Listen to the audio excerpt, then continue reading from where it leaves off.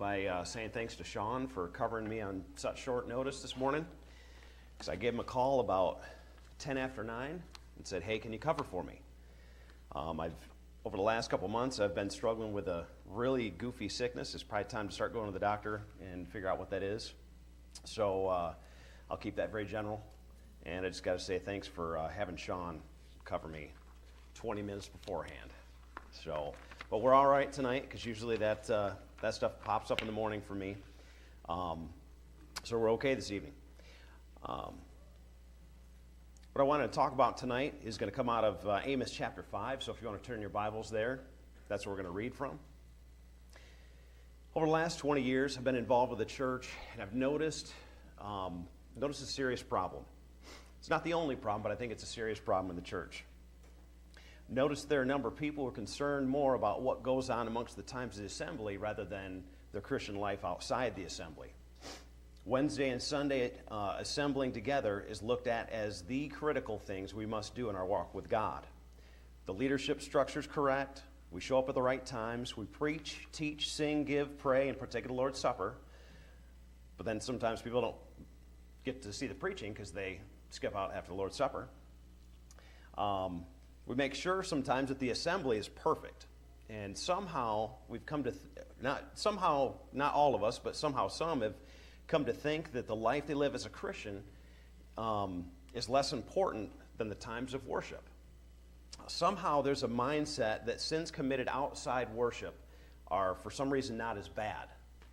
Now don't get me wrong, the Bible says that we got to come together to stir up love and good works, Hebrews 10, 24 and 25. We got to partake of the Lord's Supper on the first day of the week, Acts 20, verse 7, 1 Corinthians 11, 23 through 28. The Bible says we got to sing to one another in psalms and hymns, Ephesians 5, 19. The Bible also says to give of our means, 1 Corinthians 16, 1 and 2. The Bible talks about preaching, teaching, and prayer. These are essential to and part of our walk with God, but they are not the entire walk with God. The assembly is not it in and of itself. And by the way, I would challenge anybody who thinks that they can live a Christian life without coming together as an assembly. I would challenge you that I don't think you can do it. You can't live a faithful Christian life without assembling together for any long period of time. Okay? We need each other. We need to be reminded a lot of times of what we need to be doing in our walk with God. We need encouragement. Going back to Hebrews 10, verse 24 and 25, to stir up love and good works. We build each other up. I remember as a young Christian, just trying to live a godly life in the world, out in the world. It filled my tank back up Wednesday night and Sunday to be amongst the people of God so that I could go back out in the world and have enough energy to fight the good fight and just to live godly in the world. That's a difficult thing. We need each other. So by no means am I trying to disregard or put worship down, all right? My concern is the previous mindset that I had talked about, that basically this is it, and if we get this right, we're all good in our Christian life. Well, this mindset is actually nothing new. We can see this in the Old and New Testament, actually this very scenario. And that's what leads us to Amos chapter 5, verses 16 through 24. Amos chapter 5, verses 16 through 24. Therefore, the Lord God of hosts, the Lord says, there shall be wailing in all the streets. They shall say in all the highways, alas, alas. They shall call the farmer to mourning, and skillful lamenters to wailing.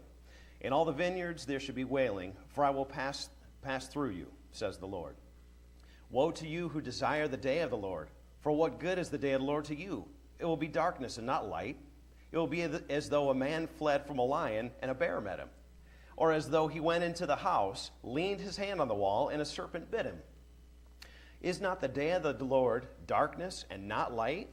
Is it not very dark and no brightness in it?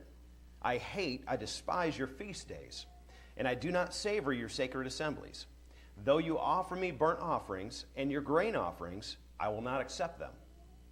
Nor will I regard your fattened peace offerings. Take away from me the noise of your songs, for I will not hear the melody of your stringed instruments. But let justice run down like water, and righteousness like a mighty stream.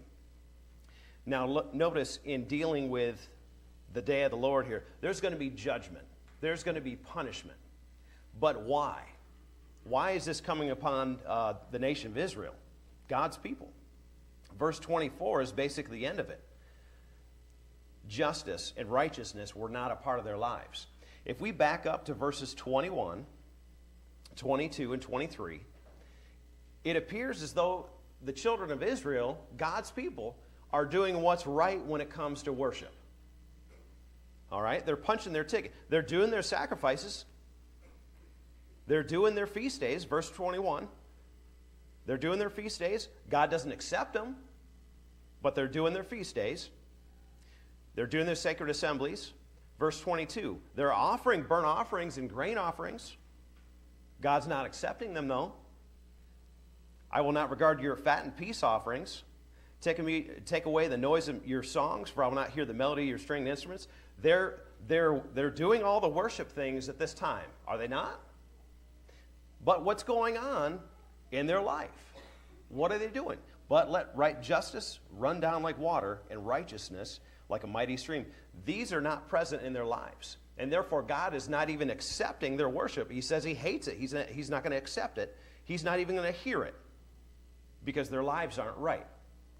Now, they think for some reason that if they do their worship things and they punch their ticket, that they're good without doing good works of righteousness.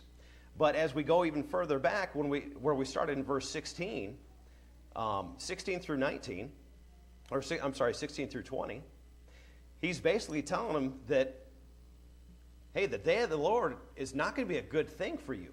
This is judgment. This is punishment. You're looking forward to it as it's going to be a good thing because you think good things are going to happen to you because you did the worship things right and you didn't live right outside of that.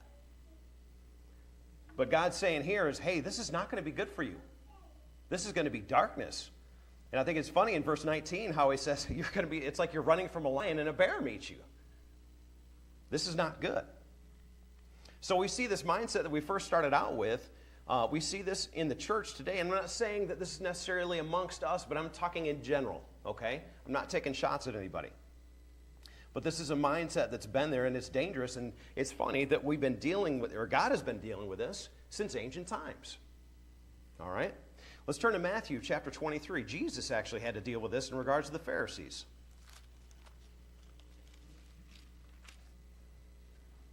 Matthew chapter 23. We're going to read 23 through 28. Woe to you, scribes and Pharisees, you hypocrites! For you pay tithe of mint, anise, and cumin, and have neglected the weightier matters of the law, justice, mercy, and faith.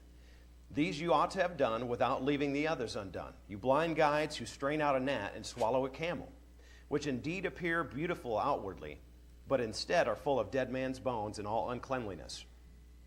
Even so, you also outwardly appear righteous to men, but inside you are full of hypocrisy and lawlessness. Now the Pharisees, I would assume on the Sabbath, to tell you the truth, I can't remember when they came together to pay their tithes. I don't have that information for you right now. But that's a worship element right there. They would pay their tithe of these spices, mint, anise, and cumin. But in their lives, and we've seen this throughout the Gospels, how they lived their lives was incorrect. And even the good that they did had bad intentions behind it. It was mainly so that they could look good before mankind, as we saw a couple of verses after this. They were unjust in their lives, they were unmerciful, and they were unfaithful, so they were basically disobedient before God. So they punched their ticket at worship, but when they left, they did what was wrong. Now, notice how Jesus, we're not picking one over the other here. Notice what Jesus says. He says in verse 23, these you ought to have done without leaving the others undone. He's basically telling them, you need to do both. This is not an either-or message. This is you need to be right in your worship, and you need to be right in the way you live your life. You can't have one without the other. All right? So Jesus had to also deal with this mindset we see that he's been dealing with since ancient times. And it's the same thing today. Other minor side examples, Psalms 51, 16, and 17, where David was basically pleading to God to forgive him of his sin with Bathsheba. He talked about sacrifices that he basically needed to get away from his sin first, before the sacrifices. Same thing relatively with Micah verse 6 through 8, where he basically noticed how God required of a man to walk justly and humbly with him. Not instead of sacrifices, but amongst the sacrifices that he was offering. So it's not an either or, it's both. So as the church as a whole, not just this congregation, but the church in general, so what do we do? What do we do? We've talked about this problem before, about people just coming to church and living a different life, right? And sometimes there's been times where we've done that ourselves, right? We've got everything right here, but we go outside the church and we're a different person, and that's not right, and that's what God is calling us out of through the Scripture here. So what do? Well, we repent and we change. We put off the sins, we put on the good works, and we start obeying the whole counsel of God, not just a portion of it. Acts 20, verse 27. We put off sins. Actually, if we can go to Galatians chapter 5, verse 19. We put off our sins and we put off our works of the flesh. Okay?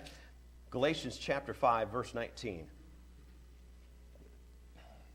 What are these things that we're supposed to put off? Galatians 5:19, Paul says here, he says, now the works of the flesh are evident, which are adultery and fornication, uncleanness, lewdness, idolatry, sorcery, hatred, contentions, jealousies, outbursts of wrath, selfish ambitions, dimensions, heresies, envy, murders, drunkenness, revelries, and the like, of which I tell you beforehand, just as I told you in times past, that those who practice such things will not inherit the kingdom of God. I guess this shouldn't be a side note, but a main point. If we live this type of life that we started out with, that we talked about, that if we live this life where we just come in and punch our ticket and then we live a different life outside where we don't obey God, this is a heaven or hell issue. If we are not right with God, we basically, in Amos where he talked about the day of the Lord, when that comes, that's not going to be a good thing. We have condemnation to look forward to if we live that life, and that's not a good thing. That's not where we want to end up, and that's where we don't want others to end up either. Okay? So Paul's telling us here, if we're taking part in these sins, that we will not inherit the kingdom of God. We can also see the like when we look at 1 Corinthians 6, verses 9 through 10 also. And a parallel section would also be Colossians 3, 1 through 9. I won't go into that right now, but he basically brings out the same sins. All right? So God does a good job of reminding us what we have to repent from, what we have to leave, what we have to get away from. But what does he tell us to repent to?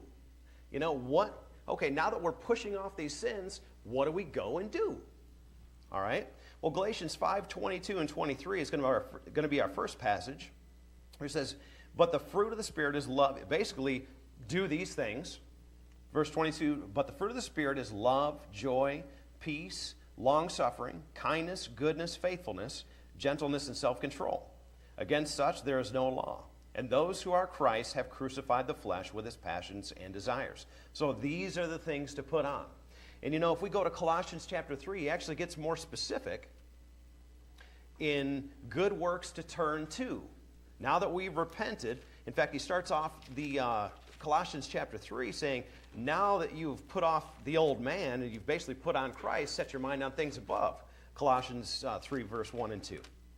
But not only does that, he doesn't just leave you hanging in the wind. He gives you things to turn to. All right, what good deeds do we do?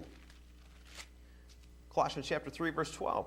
Therefore, as the elect of God, holy and beloved, put on tender mercies, kindness, humility, meekness, and longsuffering, bearing with one another and forgiving one another if anyone has a complaint against another.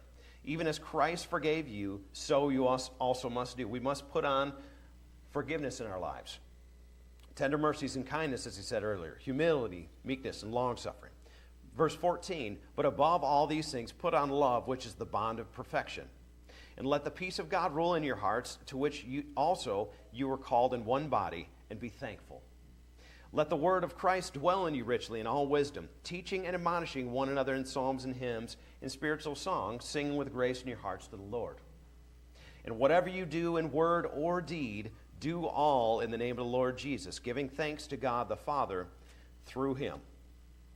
And this is interesting that at this point now, starting at verse 18, he starts to dig into the home.